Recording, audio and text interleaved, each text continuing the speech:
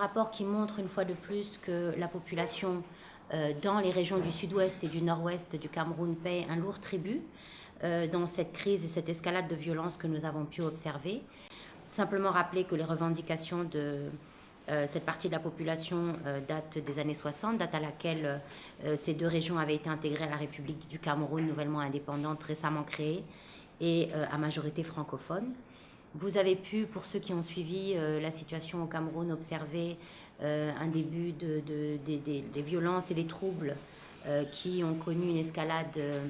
à la fin de l'année 2016 suite aux grèves et aux manifestations qui étaient alors avec des revendications sectorielles d'enseignants, avocats, étudiants qui considéraient que être victime de discrimination et de marginalisation de la part de la majorité francophone. Nous avons pu observer une augmentation et un nouveau stade dans le niveau de la crise et de violence à la fin de l'année 2017 avec d'une part des manifestations de grande ampleur qui avaient été organisées dans les régions anglophones afin de proclamer de manière symbolique l'indépendance de ces régions. Et en réaction, l'armée camerounaise avait déjà, et ça nous l'avions documenté, donc ce n'est pas quelque chose qui est dans le rapport, mais je voulais juste remettre un petit peu le contexte. L'armée avait à l'époque, s'était livrée à des arrestations arbitraires, avait commis des actes de torture, des personnes avaient été tuées également, et ça nous l'avions déjà documenté. Parallèlement, et évidemment avec le lancement d'opérations massives de sécurité dans la région à partir de la toute fin 2017. Il y a aussi un espace qui s'est créé pour des mouvements séparatistes plus radicaux qui ont opté pour l'option violente et armée et qui se sont eux aussi livrés à toute une série de violences dans la région. En général, aussi des cas de violation des droits humains. D'une crise qui était tout d'abord sectorielle avec des manifestations. Nous avons observé évidemment une répression assez importante de la part des forces de sécurité, l'apparition de groupes, enfin de séparatistes armés qui ont opté pour la voie militaire et violente, et donc un certain nombre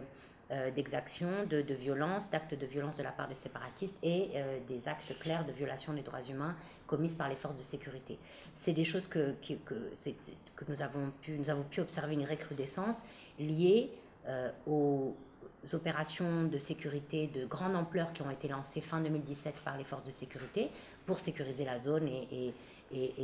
arrêter des séparatistes. Et aussi, ce que nous observons depuis plusieurs mois, de très nombreux actes de violence menés par les séparatistes armés, visant d'une part les membres des forces de sécurité, 44 d'entre eux au minimum ont été tués, mais aussi, comme nous le disions, des citoyens ordinaires, comme des professeurs, des enseignants, des élèves, qui ont refusé par exemple de suivre le mot d'ordre de boycott des écoles, qui ont été attaqués et ciblés par les séparatistes. Aussi des chefs traditionnels considérés comme complices, à tort ou à raison, mais en tout cas perçus comme tels par les séparatistes comme étant complices des autorités gouvernementales et qui ont été directement ciblés par les séparatistes. De l'autre côté, et sans vouloir renvoyer dos à dos les forces de sécurité et les séparatistes, mais simplement décrire une réalité telle qu'elle est, les forces de sécurité de leur côté ont, dans le cadre d'opérations de sécurisation, de bouclage, d'arrestation et de ratissage, ont régulièrement pris à partie ou pris pour cible la population qui a été violemment chassée des villages. Des dizaines de milliers aujourd'hui sont réfugiés au Nigeria et ont dû quitter leur village des suites de ces opérations-là. Des personnes ont été arrêtées de manière arbitraire, des personnes ont été tuées aussi dans le cadre de ces opérations, des personnes ont été torturées, etc. Donc effectivement, la population est prise vraiment entre deux feux, entre les marteaux et l'enclume, entre les violations des droits de l'homme et les crimes commis par les forces de sécurité et la violence des séparatistes armés qui s'en prennent également aux citoyens ordinaires. Tout d'abord, des enquêtes. C'est-à-dire que nous avons documenté de nombreux cas il est important que ces cas fassent l'objet d'enquêtes indépendantes et impartiales et que les personnes qui sont soupçonnées d'avoir participé à ces actes, en particulier parmi les forces de sécurité, il n'est pas compliqué de les identifier. Nous avons des dates, des lieux, des choses, des témoignages très précis. Donc c'est assez facile d'identifier quelles sont les unités qui, à ce moment-là, ont mené ces opérations au cours desquelles des violations des droits de l'homme ont été commises. Donc, premier volet, c'est évidemment les enquêtes. C'est aussi donner un signal fort et un mot d'ordre clair aux forces de sécurité pour qu'elles cessent d'opérer, dans le cadre de leurs opérations, qu'elles cessent de s'en prendre aux civils.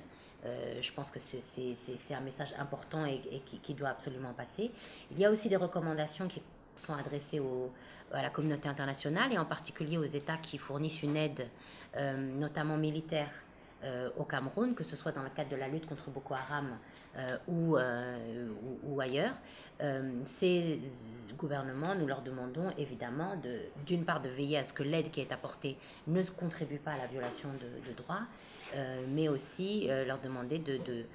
d'appuyer, de relayer nos demandes auprès des autorités camerounaises pour que des enquêtes soient menées, les responsables soient traduits en justice et que la violence cesse. Bien sûr, notre message principal, et c'est l'objet de ce rapport, c'est vraiment de dire aujourd'hui la population paye un lourd tribut dans cette crise. Il est absolument nécessaire que la violence cesse, à la fois de la part des séparatistes armés, mais aussi que les forces de sécurité, qui sont parfaitement légitimes dans leurs opérations de